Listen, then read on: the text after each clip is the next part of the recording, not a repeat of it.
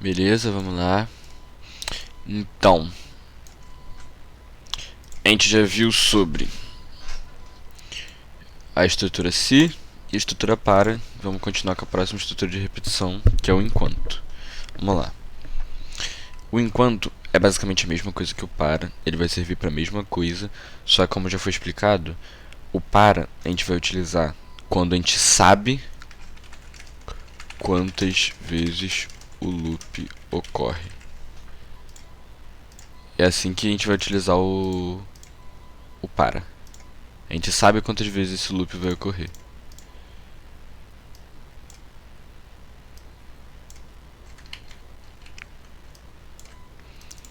E o enquanto a gente usa quando a gente não sabe quantas vezes esse loop vai ocorrer.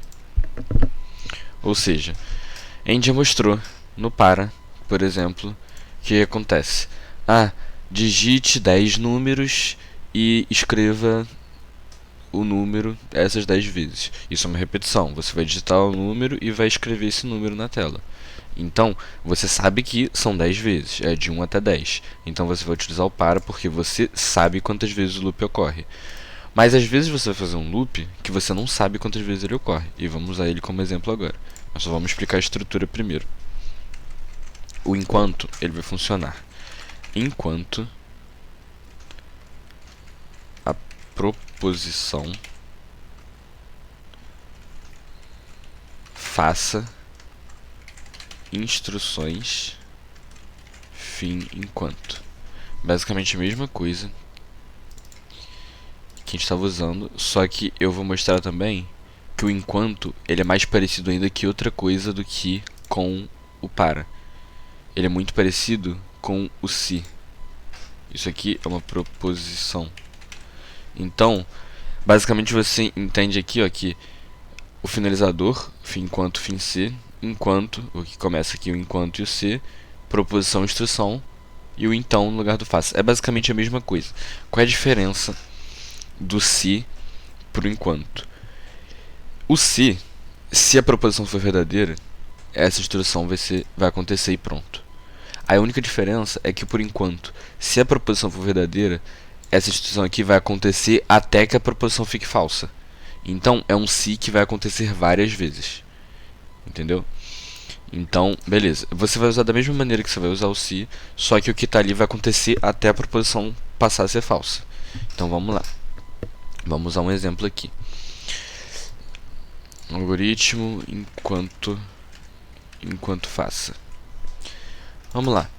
Digamos que o algoritmo que a gente precisa resolver é: mande o usuário digitar um número positivo e todas as vezes que ele digitar um número positivo, você vai falar o número positivo na tela. E aí, quando o número não for positivo, acaba o código. Como é que a gente vai fazer? A gente vai precisar só de um número. A gente vai precisar de um num. Vamos usar inteiro aqui, tranquilo, fácil. Poderia usar real também, mas vamos usar inteiro. E a gente coloca: enquanto num for maior ou igual a zero, faça, escreva. Eu já vou explicar exatamente o que eu estou fazendo aqui. Digite um número, leia num. Só fazer o código aqui.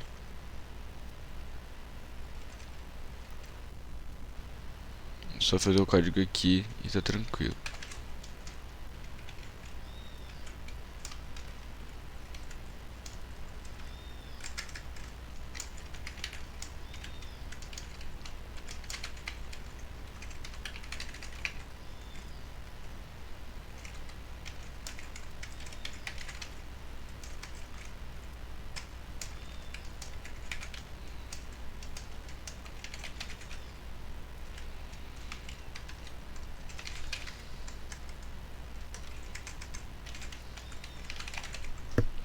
Tá, vamos lá.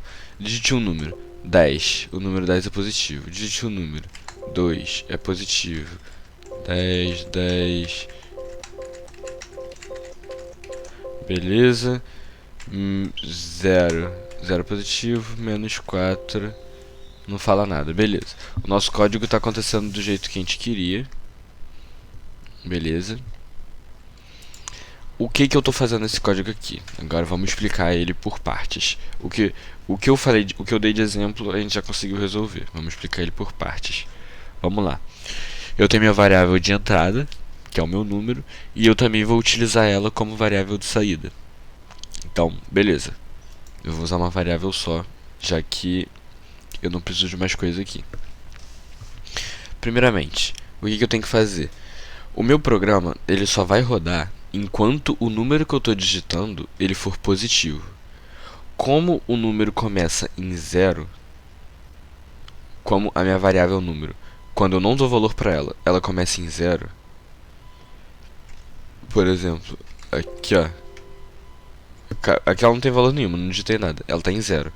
Então, aqui eu tenho que falar que o 0 é positivo também, porque senão anteriormente eu teria que dizer algo assim: número recebe 1, para esse enquanto aqui começar, porque senão o meu número não seria maior do que 0. Então, mas já que coloquei igual a 0 também, considerando 0 positivo, não preciso disso. Então vamos lá. Enquanto o número for maior ou igual a 0, por quê? Porque para o número ser maior ou igual a 0, ele é positivo. Então, menos 2, menos 1, 0, 1 e 2. Número maior ou igual a 0 é o quê? Maior que 0, igual a 0. É isso aqui para frente. Então, vai pegar todos os números positivos contando com 0 e os negativos serão ignorados. Então é assim que a gente vê sobre o número ser positivo ou não. Considerando que essa aqui é a nossa proposição para saber se o número é positivo. Beleza. Se ela for verdadeira, ou seja, se o número for maior ou igual a 0, o que está aqui dentro desse enquanto, entre o enquanto e o fim enquanto, vai acontecer até que o número deixe de ser igual a 0, ou seja, o número fique negativo. Beleza. Vamos lá. O que está dentro do enquanto, então, que vai acontecer se o número for positivo? Vou aparecer na tela. Escreva um número, que foi a primeira coisa que apareceu. Digite um número. Beleza. Depois disso, eu coloquei um leia. Então, o número que eu digitar vai passar para dentro dessa minha variável num, que é inteira. Então, eu tenho que digitar um número inteiro aqui. Beleza. Isso aqui, o meu enquanto, é a proposição para iniciar esse meu loop. Eu vou iniciar meu loop desse jeito. Só que acabei de mudar o valor do número. Então, aqui era um valor de número, que eu tinha que confirmar se era maior ou igual a 0. E eu acabei de falar que é um valor diferente. Então, eu tenho que fazer outra checagem aqui dentro para saber se o número continua positivo ou não. Então, eu vou checar. Se o novo número aqui agora, ele é maior ou igual a 0, então eu vou falar que ele é positivo. Porque o número poderia ser 0 aqui, e aqui eu digitei menos 2. Então, aqui ele já não vai ser mais positivo e eu não quero mais que ele faça isso aqui. Eu só quero fazer isso aqui se o número que eu digitei continue sendo maior ou igual a 0. Então, beleza. Se meu número for maior ou igual a 0, ou seja, se o número que eu acabei de digitar for positivo, eu vou escrever o número, qual número? O que eu digitei, eu coloco a variável aqui, é positivo. Fim C, para encerrar a minha condição aqui. E fim quanto? Beleza. Eu vou retornar para cá, igual o para, igual a gente está fazendo para, vai retornar para o começo do loop. Só que a diferença do para é que o para ia acontecer determinada quantidade de vezes. Ia acontecer, faço isso aqui 5 vezes. Então ia fazer 1, 2, 3, 4, 5 e ia acabar, ia continuar o código. O enquanto, ele só vai deixar de acontecer quando isso aqui se tornar falso. Então, o meu para, se eu fizesse o meu para aqui para 5 vezes, ia acontecer 5 vezes. O meu enquanto, é isso aqui que acontece. Eu estou digitando número positivo para sempre. Esse loop vai ficar infinito aqui até eu digitar um número negativo. Eu digitei um número negativo e acabou. Entendeu? Então, basicamente, essa é a estrutura que a gente vai usar para o nosso enquanto. É basicamente desse jeito aqui que a gente vai utilizar. É quando a gente não sabe quantas vezes o loop vai ocorrer. E a gente vai utilizar desse jeito. O que dá pra acontecer também? É um pouquinho mais complexo, mas não muito. Isso aqui é basicamente regra. O para é pra quando a gente sabe e o enquanto é pra quando a gente não sabe. Só que o para, de qualquer jeito, você não consegue usar se você não sabe quantas vezes o loop vai ocorrer. O enquanto você consegue usar se você sabe quantas vezes o loop vai ocorrer. Como eu faço isso? Com um contador. Vou colocar aqui diferente só para ficar mais fácil de visualizar. Mas eu coloco aqui, ó. Enquanto o meu contador for menor ou igual a 5. O que acontece? Eu quero escrever. Escreva. Eu vou falar aqui que o meu. Fazer a mesma coisa que antes. Vou só fazer o código e depois eu explico. Mas basicamente eu vou escrever assim: o valor é igual a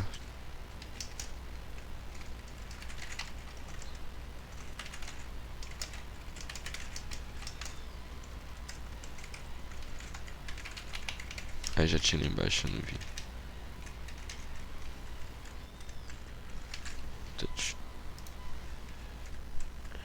Basicamente isso aqui que eu fiz. Isso aqui que eu fiz que a gente usaria para fazer. A gente usaria o para de 0 até 5 e pronto. É assim que a gente usaria para fazer. Como que eu faço isso dentro do enquanto? A diferença do para pro enquanto é que o para ele tem um contador e ele vai seguir à risca esse contador. Então, para a gente fazer o enquanto ser igual ao para, a gente só precisa atacar esse contador dentro do dentro do enquanto. Então, o que eu estou fazendo? A minha estrutura aqui, eu estou fazendo uma condição, que essa minha condição é um contador, ao invés de estar fazendo uma condição de tipo, o número que você digitou é isso, a palavra que você digitou é isso. Não, agora eu estou usando um contador aqui. Estou falando, enquanto o contador for menor ou igual a 5, que seria basicamente a condição do para um para tipo de 0 até 5. E aqui, antes eu estou falando o valor da minha variável, que seria basicamente o valor inicial que eu daria aqui no meu para, de alguma coisa até alguma coisa. E aqui eu estou falando que sempre que acaba o meu enquanto, sempre que acaba esse loop, eu estou acrescentando 1 no valor do meu contador. Então eu estou falando que o contador vai virar o próprio valor do contador mais 1. Então toda hora eu estou aumentando esse valor de contador aqui e a gente está continuando o loop. Para vocês terem uma noção, vou colocar aqui, ó, timer 1000. Ó, o valor é igual a 1, ó, virou 2. Aí vai escrever 2. Virou 3. Aí vai escrever 3. Vai virar 4. Vai escrever 4 agora. Virou 5. Vai escrever 5. Aí acabou. Basicamente isso. Então, é dessa maneira aqui que a gente pode converter um para um enquanto.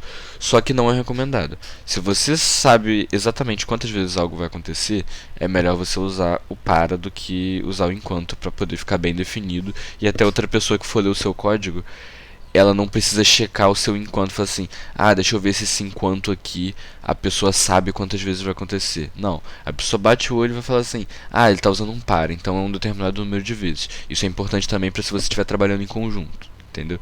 É tipo muito, muito, muito importante mesmo. Mas é basicamente isso.